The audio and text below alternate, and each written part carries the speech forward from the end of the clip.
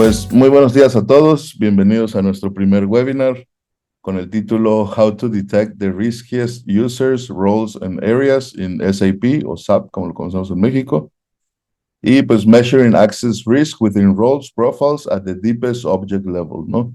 Este tema, pues alrededor del monstruo que es SAP, ¿no? Los ERPs, procesamiento de datos y procesos de negocios usado en las organizaciones más grandes que hay aquí en México y en el mundo. Realmente SAP es un líder del mercado en estos temas y pues estamos muy contentos de tenerlos hoy.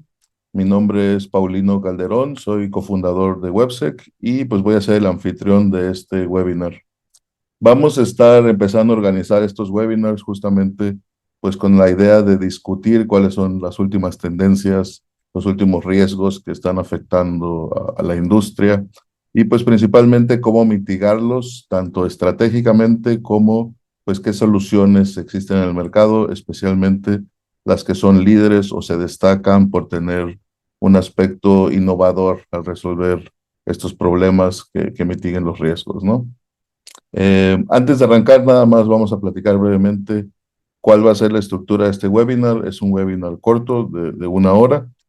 La idea es, pues, empezar con una charla acerca de la comprensión, que se den una idea cuáles son los riesgos de identidad y de accesos en estos entornos de SAP, así como, pues, obviamente las estrategias de mitigación de estos riesgos, ¿no? Después de esto, pues vamos a tener una serie de preguntas y respuestas. Durante la charla, siéntanse libres de estar preguntando en el chat. Vamos a estarlas revisando y al final, pues regresaremos a ellas y tendremos la oportunidad que los expertos que nos acompañan, pues las resuelvan, ¿no?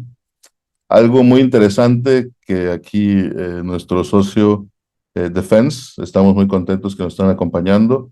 Ellos están ofreciendo una dinámica donde las primeras 3 personas, bueno, eso está por verse, ¿no? De 3 a 5 personas que escriban al correo hola@defense.net, les van a hacer un análisis de riesgos sobre estos entornos de manera gratuita, ¿no? Entonces, si les interesa, escriban a este correo y al final vamos a hablar un poco más de esta dinámica. Bueno, vamos a presentar al speaker principal del día de hoy. Su nombre es Csaba Békési, Salvador para los mexicanos. Csaba Békési es un Access Risk Consultant muy respetado en Defense, tiene obviamente amplia experiencia en los entornos de SAP, así como en muchos proyectos de gestión de riesgo, tanto a nivel gobierno como a nivel sector privado, ¿no? El día de hoy nos va a compartir pues sus conocimientos sobre cuáles son los riesgos comunes alrededor de identidades y niveles de accesos en los sistemas SAPs, así como sus mejores prácticas para mitigarlos, ¿no?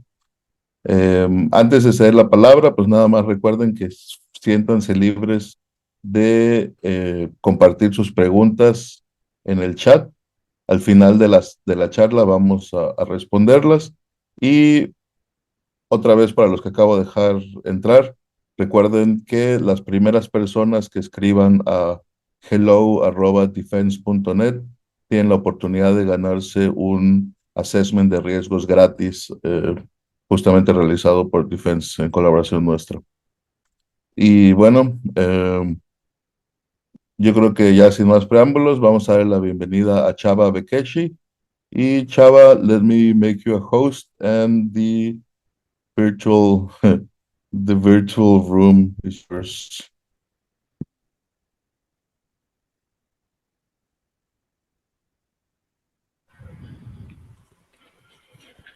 Alrighty. Thank you very much, Paulina, for the introduction and the additional details that you shared. Okay.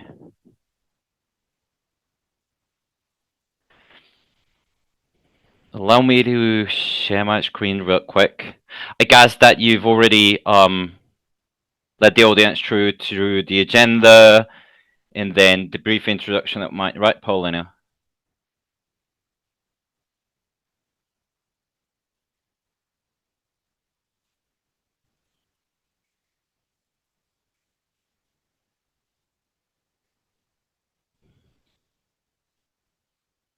Okie doke.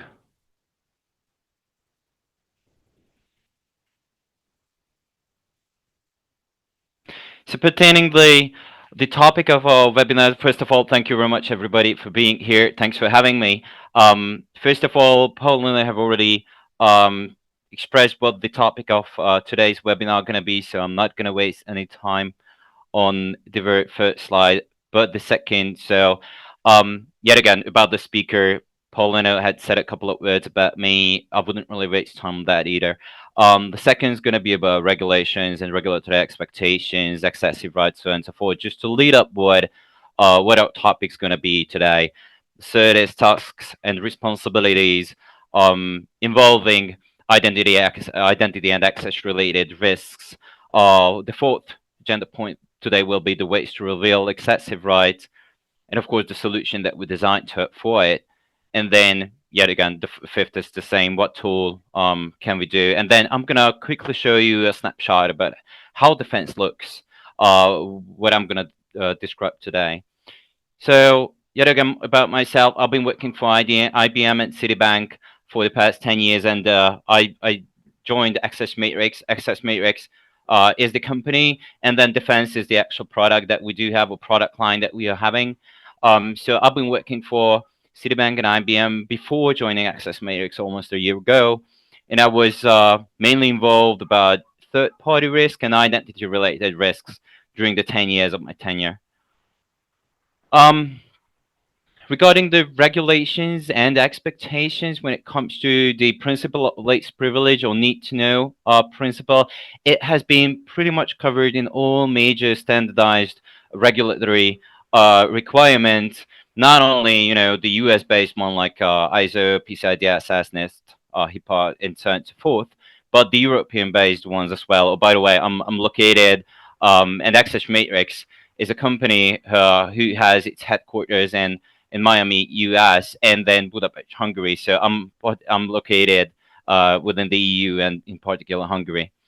So there are a lot of different international regulations which cover, to some extent, the need to know principle, and that the identity and access related risks need to be tackled somehow. That's a field that even bigger multinational organizations have just started in the past couple of years, say 5 or 6 years, just started to worry about, because there have been huge breaches. Just to bring you a couple of, like, I'm quite sure that you heard about City's Revlon case. If you haven't, feel free to Google. I mean, while I do the slides, it's particularly about missing the 4 rights principle or missing on the SOD controls, and it resulted in a $500 million lawsuit for Citibank, and it took them a couple of years. I guess it was like 2 to 4 years, something in that line, in order to wrap up the actual lawsuit. Now, from regulatory background, I would right away go into what, based on the regulatory requirements, what are the businesses are expecting of IT and information security when it comes to identities and accesses. That, quite plainly, that information security is able to, and IT is able to enforce the principle of least privilege or the need to know principle. Oh, pardon me. Before getting into that, what is the principle of least privilege or need to know principle? It's quite easy, fairly easy. It's only the entitlements and accesses you need to have, the ones that you're working with. Nothing more, nothing less. That's the principle of least privilege. And so that IT or information security can enforce that. But the truth to be told, no, it's just not working like that. There are a couple of reasons, though. As I said, like, even bigger organizations and corporations have only started to mitigating issues resulting from excessive rights in the past couple of years.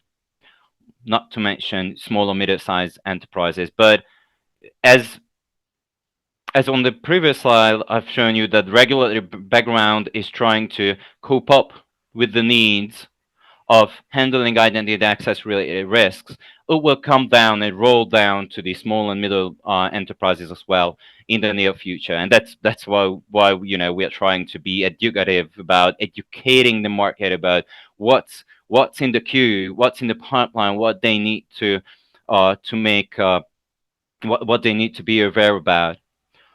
So the reality is that most of the users are actually having excessive rights, and that's a pretty natural phenomenon. I mean, users accumulate entitlements over time, which means the more time you spend at a company, especially one that is not particularly interested in handling identity and access related risks, you will accumulate user rights and entitlements, meaning that over a rather short period of time, say 2, 3, 5, 4 years, you will accumulate a number of entitlements that will literally make you a super user in the particular environment that you're working in or in your organization. So you might just be, like you spend the first 2 years in the HR department, and then you decide to that HR is not for particular interest to you, so you go over to finance, right?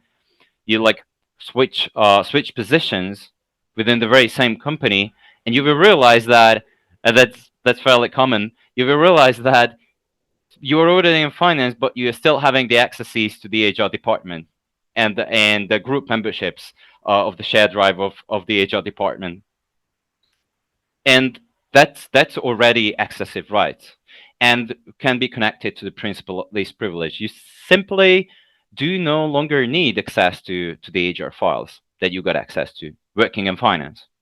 Simple as that. The second is that the business expects IT to have a very good and well-established knowledge about all the business systems and processes. That's just not true. They just simply can't, especially when it's a huge organization. IT maintains all the systems that a company uses, but they cannot be expected to understand all the underlying nitty-gritties and entitlements and so on and so forth that's over there. They need feedback from the businesses. What do they use that platform for? What kind of activities can be done with it? What's the logic behind it? And so on and so forth. So they need to have a very good understanding, and that's not working without having business input. Oh yeah. What else? Like most of the times, it's like do you want to have a report generator from a system? Yeah. You're going to tell to a risk analyst or business analyst, and he or she going to just export it manually from that very system in whichever format that the system is capable of exporting. Right now, this will only mean that first, it's a manual job. You will not have it in time. You will not have it in the right format. You will not have the data or information that you wish to see in a comprehensive way. Oh, and of course, like information security, say, or risk management is pretty much dependent on IT to manually gather that data. So that's the reason why it's being delayed and it takes time for them to manually export everything. Business also expects IT and information security or risk management department to make sure that that the actions, that the mitigation plans that they are requesting money for from the business, right? Since IT and information security is not a revenue generating department, they're a cost center that each and every business participant or each and every business participant looks like it. They just only take in money but not generating it. That's the truth. But like IT and information security are making the business capable of continuing the business activity that lets them generate revenue, right? So it's a symbiosis. One cannot exist without the other. So the business expects information security and IT that they have a very good understanding and a very holistic view of all the risks based on the data that they exported from the systems. Since it's a manual task, can be done or cannot be done, IT will not have the holistic view of all the risks, identity and access related risks in particular, of course, from all the systems. They just won't. And that will result in improper actions. And of course, what else business expects? Efficient resource allocation. They give the money, they expect it to spend wisely, right? But of course, it's yet again what we usually refer to as Excel magic or Excel magic, that they just export in manually, and then they try to gather all the data, make data become comprehensive information, but it takes time. It's prone to human error, and so on and so forth. It's just not going to work out. At the end of the day, it will result in neglected actions, or either the business will rely on the leniency of both the business and IT and InfoSec actually will rely on the leniency of auditors coming in, that, they can wiggle about and get around by, demonstrating that they did some level of user access reviews, mitigating access related risks. They know it will not suffice the regulatory requirements, but still they tried, right? And they rely that the auditors will say that, okay, yeah, you've demonstrated due diligence. We'll come back next year and see what you managed to mitigate from the observations that we're gonna give. But yeah, and that's what they rely on. At the end of the day, they're gonna have a lot of unrealized excess risk that since on the right side of the screen, all of the steps that you have under the bullet points will result in that they're not going to have the right information, they're not going to have it timely, it's prone to human error, and it's just a mess at the end of the day, which will result in unrealized access risk. And as you can see, this is a fairly simple organization chart, which will result in there are going to be employees who will have a huge set of toxic entitlements at their disposal and cause potential or mean potential risk to the organization, regardless of all the efforts that have been done, unless it's being orchestrated well. So I pretty much expressed what are excessive rights, correct? So that we got that covered. But how would it actually look from an organization's perspective? Why is that a risk? What does it mean to my threat landscape? What is a threat landscape first? So a threat landscape, an identity and access related threat landscape, is all the potential attack vectors that you show outwards to the world, and you need, at the end of the day, what you will be forced to go towards it is that reduce that threat landscape, or the residual risks. You pretty much clean up closed tiles with and concentrating, focusly controlling, monitoring, etc., etc., etc. So this is your threat landscape, right? And there are a couple of identity-related risks like admin privileges, developer rights, security config rights, etc., etc. Oh, I love this one. Manager and secretary can do it all roles. I'm quite sure that you can relate. All thing audit privileges, commercially incompatible profiles. In other words, that's segregation of duties. General config profiles, forgotten and broad user profiles like orphaned accounts, user management functions, etc., etc. What's happening for these spread all over your threat landscape? They're gonna try to attempt and focus on all of these. If they are not being controlled, attackers coming from outside will try to exploit these identity and access related threats that are not being handled and controlled and monitored well. And of course, they first off, like a couple of years ago, attackers always try to focus on admin privileges and developer rights. But with the introduction of PIM-PAM solutions and various security solutions, these users or these profiles are actually being well guarded today. So they wouldn't really start with admin privileges and developer rights, but they would concentrate on manager and secretary can do it all roles like here, and then start, once they exploit the user, say, of the manager and his or her secretary, then they will try to laterally move through the organization, since they are the can do all or do it all kind of roles. What you can see on the right hand on the screen is in fact the result of a conscious and continuous risk assessment, monitoring, and reducing the threat landscape of yours. How would that actually look? Like, if you get rid of like forgotten and broad user profiles and SOD profiles or profiles that are incompatible to each other, as well as manager and secretary can do it all roles, then the ones that you actually got to keep for one reason or another, or one purpose to another, like audit privileges, security configures, they're pretty default. You need to have these in order to make sure that your IT and information security department can work effectively. The difference between the left side of the screen and the right side of the screen is that on the right side of the screen, you continuously handle these. You consciously manage these privileged functions, like general config profiles. It's the same thing. The difference between the two is that you get rid of the low-hanging fruits. As I said, like forgotten broad profiles, SODs, do it all, managers and secretary, do it all roles.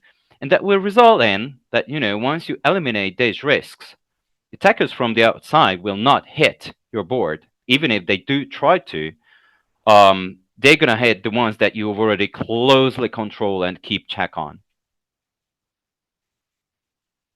And what you can see on the right side of the screen is that you have managed to decrease the number of attack vectors and chances of exposure, right? And then what you need to do, in addition to this, reducing or decreasing the number of attack vectors, is to make sure that you to have a close watch on the residual risks that are still out there on the threat landscape. What tasks, responsibilities, included parties we do have in here? I wouldn't really waste time on this slide as well, because they're like operational control processes, executors of access management processes, internal audit, other safety areas, physical security, banking security, legal compliance areas, system and process organizers, etc., etc., etc. So all the stakeholders that are actually that risk management I might have missed from this slide. So risk managers do as well take part in making sure that the risks, the identity and not only identity and access related risk, but they too get mitigated. And if they cannot be mitigated, then like exceptions are being documented, residual risks are being controlled, etc., etc. And at the very same time, as I expressed earlier, they pretty much work in symbiosis. One cannot exist without the other. So even IT administrators and system organizers got to rely on the line managers, and line managers got to rely on IT security and risk managers got to rely on IT administrators and system organizers in order for them to do their job effectively, in order for them to carry out their assigned duties.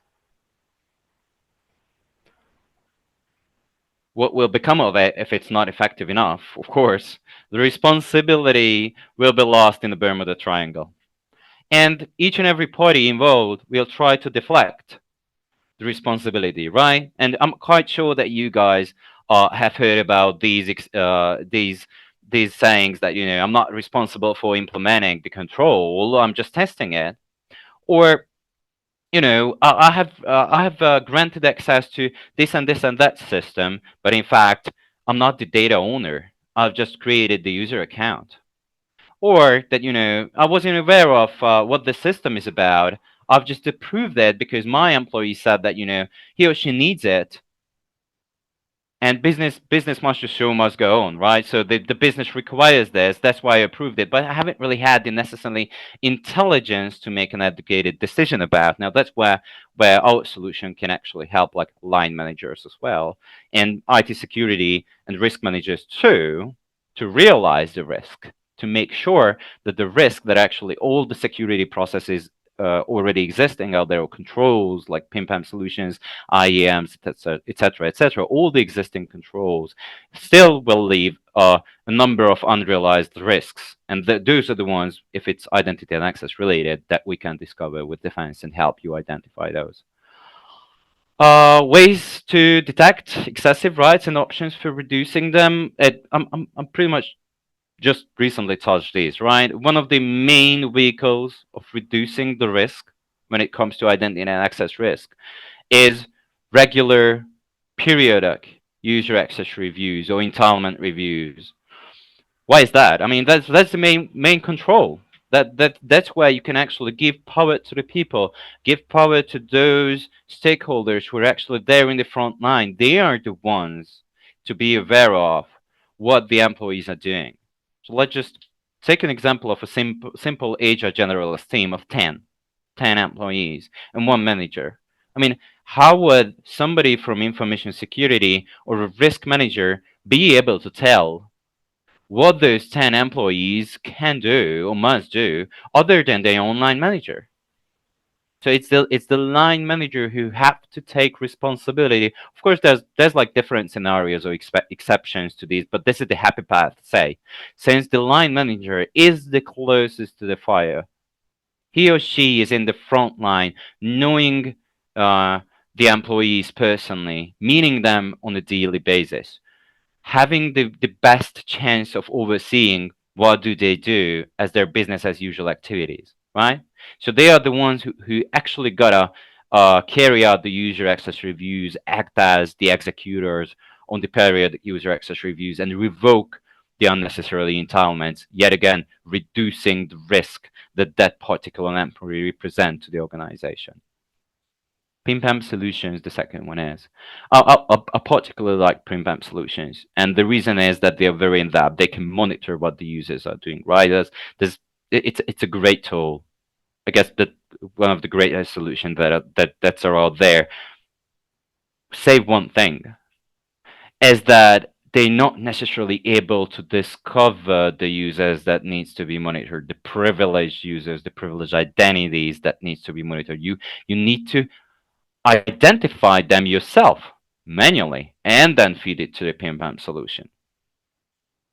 Now that can be a challenge. I mean, if you haven't really had any previous experience of handling identities within your own organization, you will have zero chance of effectively using a pim-pam solution.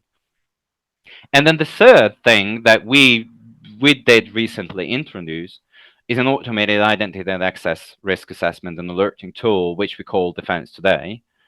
Here's TheFence, the logo. That's the product line that we, as Access Matrix, have developed, and still working on continuously working on developing each and every feature that we do have.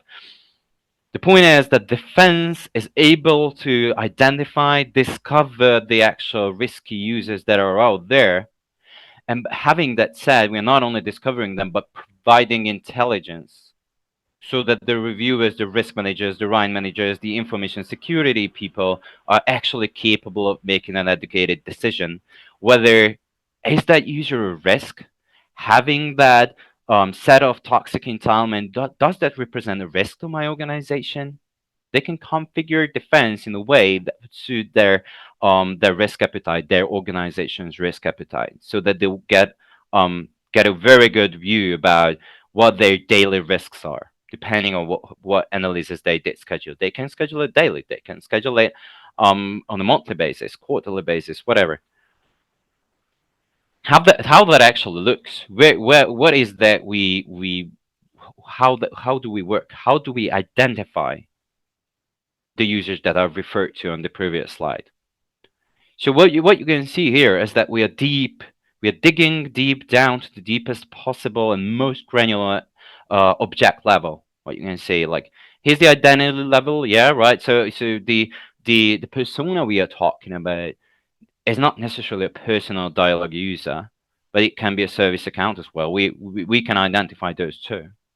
And then the second level is applications, right? Third level is access profiles. What we have seen as solutions out there on the market is prone to or limited only to access profiles. That's what we do see. So they don't necessarily dig deeper. They don't necessarily understand what profiles are into.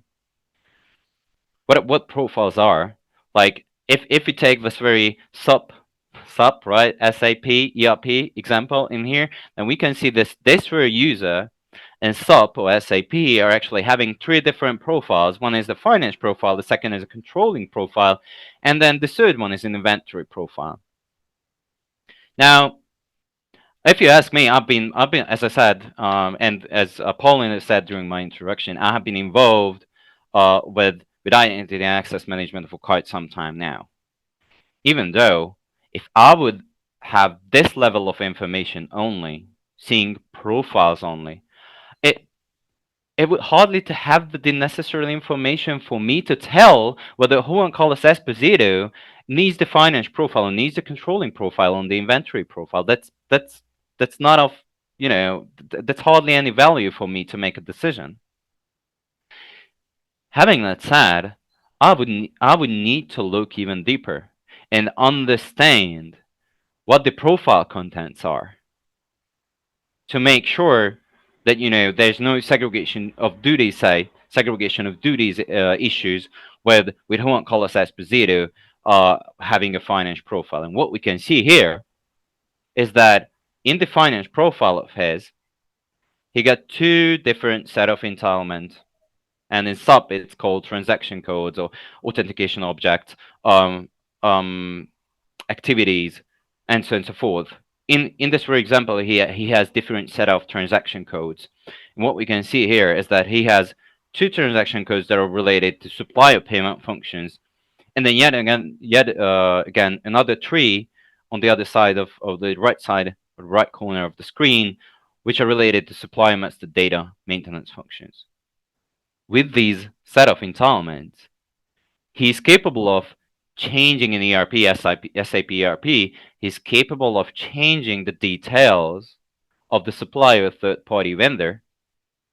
And then, once he changed that, say, to his own bank account, once he changed the supplier's bank account to his own, then immediately after, he will be able to initiate the payment which ought to have been sent to the supplier will be sent to his own bank account. Pretty nice fraud, isn't it? Which you, unfortunately, would not have the chance to find out about if you only see the access profiles level. So you would need the additional intelligence in order to identify these kind of potential accesses that can result in fraud. In addition to that, we not only identify and rescore and so on and so forth these users, but we prioritize them for you as well. So that's how we can actually be risk proportionate. First, you have to understand who you're dealing with, which are the most risky users of yours. Oh, by the way, which might not necessarily be your internal employees, your own identities. Have you thought about that there are external employees as well, employed by your organization? They pretty much have the same access rights than your internal employees who actually you do know on a daily basis. But when it's a third party, there might be a chance that you moved operations to India or South Africa, wherever, and you just haven't even met the vendor that you outsource your tasks to. And you're going to give the very same accesses to these people than you grant your internal employees in order for them to be effective at their job that you have outsourced. That's a whole lot different story that you also need to understand. TheFence, by the way, is capable of identifying external employees too. So what we do here is that we do have a unique risk scoring mechanism. We do prioritize them, and then based on the pattern matching mechanism that I'm going to show you how the pattern matching actual mechanism goes and works in SAP in particular, is that I'm happy to report that we got a couple of SAP experts on board sitting in a developer team. So they've been working day and night to identify the toxic set of entitlements. And so that they created a so-called, what we call as a rule set, a list of patterns, a list of toxic entitlements that we fed into TheFence, and TheFence, based on that rule set, can match it to the identities set of entitlements. And if there is a match, then TheFence will highlight it and will automatically rescore it, prioritize it, report it, alert, etc., if there's a new thing going on. And oh yeah, right. I'm gonna show you guys how it actually looks, how a rule set looks. So I'm gonna quickly look into our demo environment. That's how it looks. That's the Holy Trinity. What we do have here in TheFence, we do collect the data. Oh, by the way, it's an automated tool. So you do not need to assign a full-time employee just to click around TheFence. It will automatically do the analytics based on how you schedule the analytics to run. So it does not need, say, a full FTE investment from your side, but in fact it's automatic. It's doing its job in the background, doing the analysis. What you only need to do though is that if you need to tweak it, if you need to adjust, say, the reporting or the alerting functionalities, then at certain times you need to log into TheFence and then calibrate TheFence to be more effective. But of course we can help you in that, so that's not a biggie. How the rule sets look like.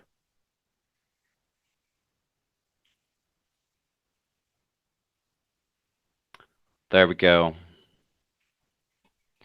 So this is how a rule cockpit looks like, and what you can see here, I'm gonna filter on very high risks, and then show you this, for example. Remember when I referred to the transaction codes that are below the profile level?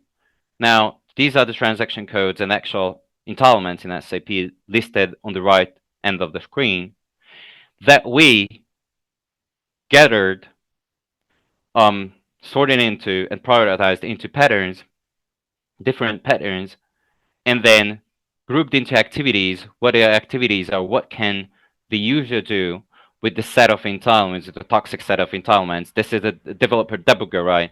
And the risk is data corruption, unlimited developer permissions in the production system, right? That's the risk. So we not only like throwing the transaction codes and all the rest at you, because you would not necessarily say a risk manager or a compliance person. You might not necessarily have the right intel in SAP ERP, but we do. So that we did include a rule set in the product of ours, which by default will identify the riskiest users for you and riskiest areas in SAP. So yet another example is that a risk is that any ERP function can be launched. That's no good, right?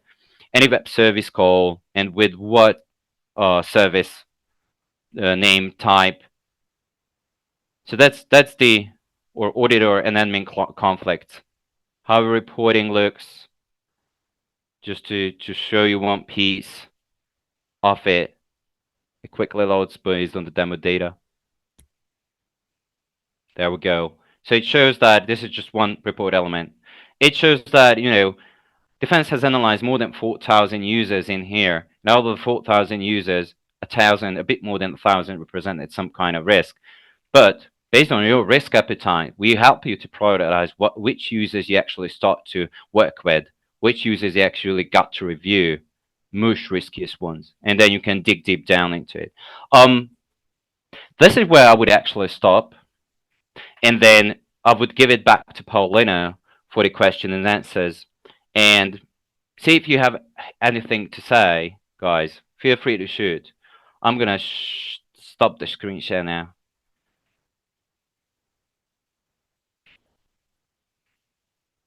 Thank you so much, Csaba, for the talk. It was really interesting.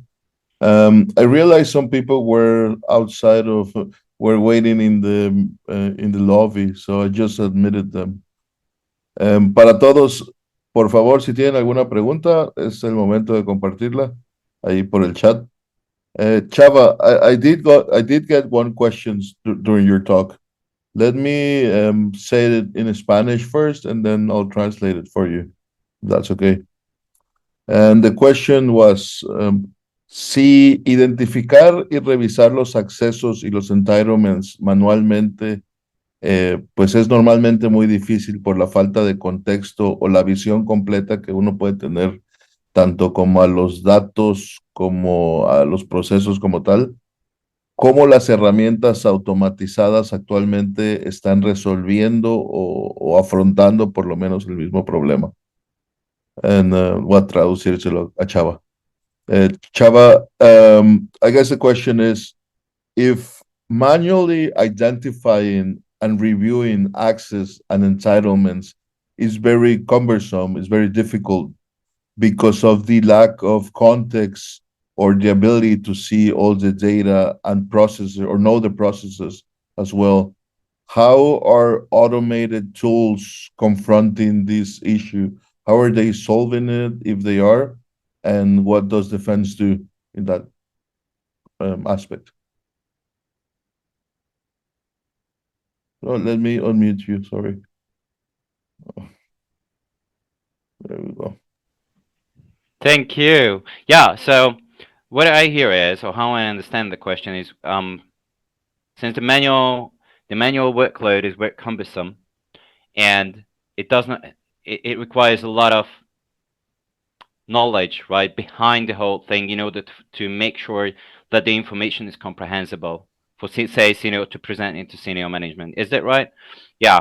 So that's what towards the end of the presentation I might say that the rules, that how we write the rules is that we try to have the codes that are actually behind the entitlement related codes translated into activities and risks so that everybody can understand it. And the thing is that TheFence is not only designed for SAP.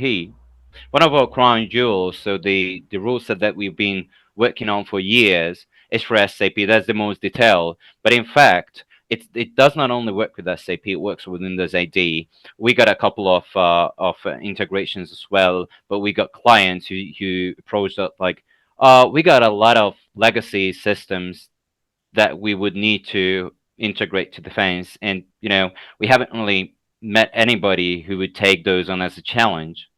And we were like engaged in that challenge with the client, and we understood their needs. We designed the rule set for their own systems. We fed it into TheFence after having enough consultation hours, and by that, TheFence was able to generate reports and alerts according to their needs, on the level that they do understand or their management understand. So that's the key takeaway, I guess. In the whole message is that in order for it to be comprehensive, the rule set needs to be designed very well, and of course according to the risk appetite and maturity level of the organization when it comes to information security.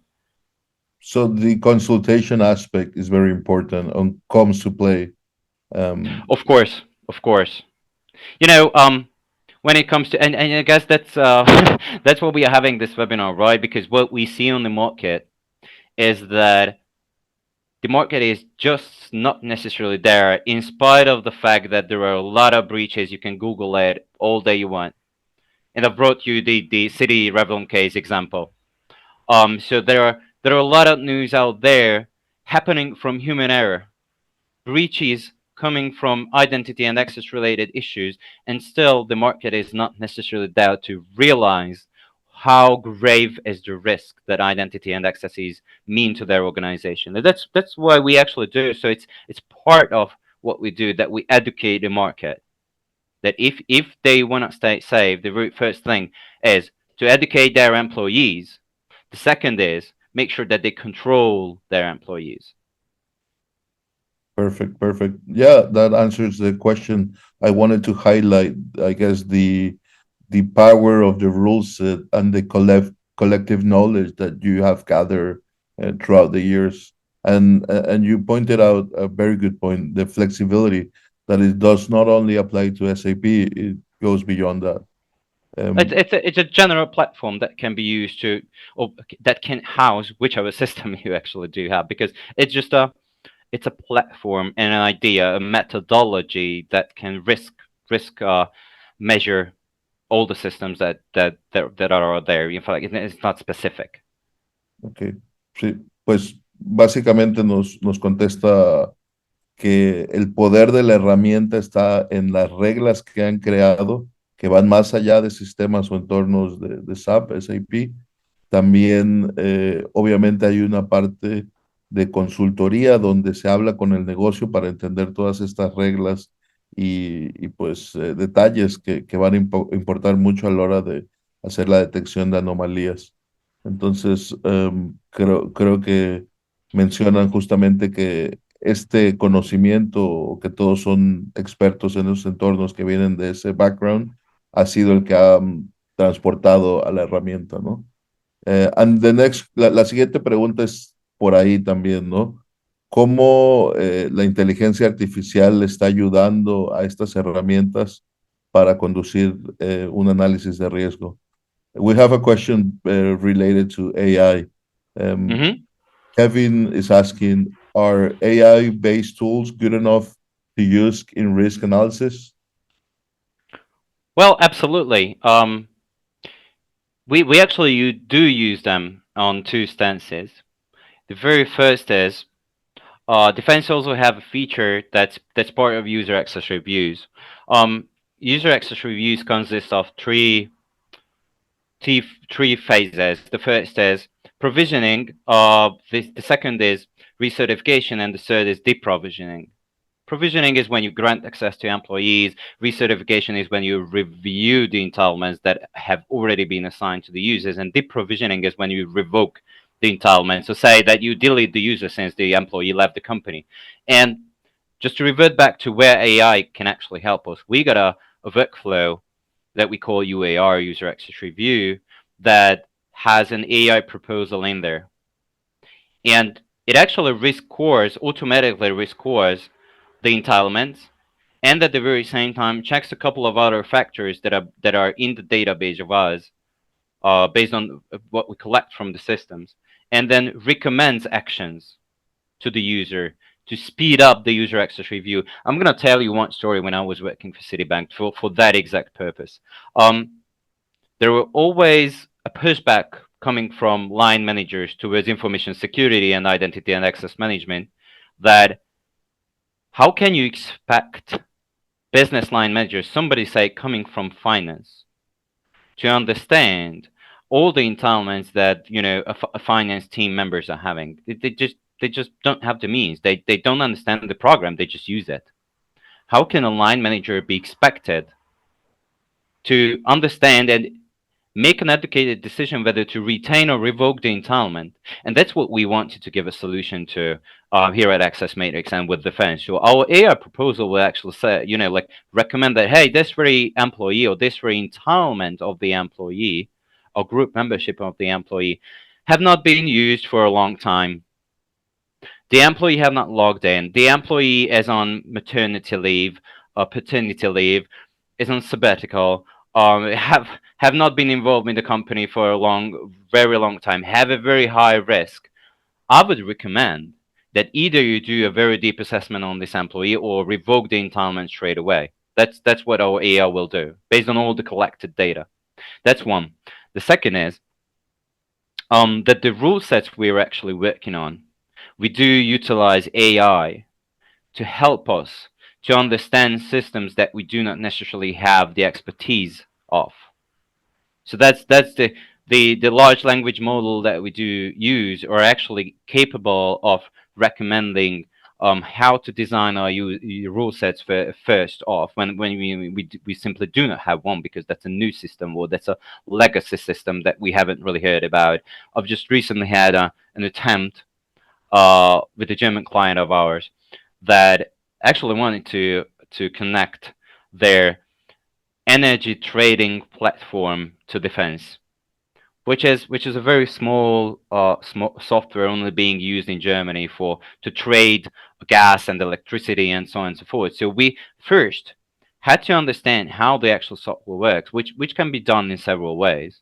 Like reach out to the manufacturer of the software, consult with the client, and then the third one, which we actually attempt to do first, is to use large language models and try to um, get most of the information out of AI pertaining to that very software. What kind of groups, what kind of entitlements profiles are in there, so that we can start off with something, and that will give us a better that will allow us to have a better foot forward when we have to start a consultation with the client. Okay, this is what we already know about the platform that you haven't even shown us first, just given the name, right? So that's what we start. That's what we utilize AI on the second front. Two, we got it set too. But that's not necessarily information security, or that's rather operational related. That we do create user profiles based on AI grouping. That's a big data model actually that we utilize for one of our clients, but that's not necessarily information security. So we are trying to scale down the number of user profiles that they do have in their systems, because they're like over time they created new and new and new user profiles, yet again new user profiles for 10ish years, which resulted in a huge mess, and that they started to assign profiles that haven't been used for long, that has been obsolete. So at the end of the day, they got in a huge mess in their hands, and they haven't really understand where the entitlements are coming from. Why are you using that profile? There's a new version of that profile that hasn't been used for years, and that's what we actually helping them based on big data. That's the third. So we pretty much utilize it for a lot of purposes. Yeah, Yeah, and like it sounds go that ahead. it's very integrated at the moment. And if you think about it, it kind of ties back with the first question. I don't think anyone who's done a access control review or assessment has not received a surprise or two in the assessment. They're always there, ¿no? Siempre nos llevamos sorpresas cuando yo creo que aquí todos los presentes, si alguna vez han realizado un assessment o darle una revisión simplemente a los controles de acceso, cuánto tiempo lleva ciertos privilegios, ciertos usuarios, a dónde se conectan, eh, siempre nos llevamos más de una sorpresa, ¿no? Totalmente vale la pena realizar este ejercicio y como menciona ahorita Csaba, ya hasta AI está siendo muy utilizado y justamente mejora y optimiza ciertos procesos, ¿no? Si no hay una pregunta más, me gustaría preguntarles exactamente algo relacionado a esto. Como normalmente se trabajan con muchos datos y organizaciones que utilizan los entornos tienen pues bastante información que procesar, ¿cuánto es el tiempo promedio o qué tan rápido puede cargar o hacer el provisionamiento de esta información en la herramienta? So the next question is related to, I guess, something that you just mentioned. How long does the provisioning uh, takes to load or to load provision the initial information? How long does that process take? To load the information to TheFence Yeah, about the connected system. Okay, because I we're get it. thinking that most of the systems will have large data or large amounts of data and processes. And I know, or we know AI is helping provision and understand and come up with an initial set of tools. So how long does that process take, the beginning of it?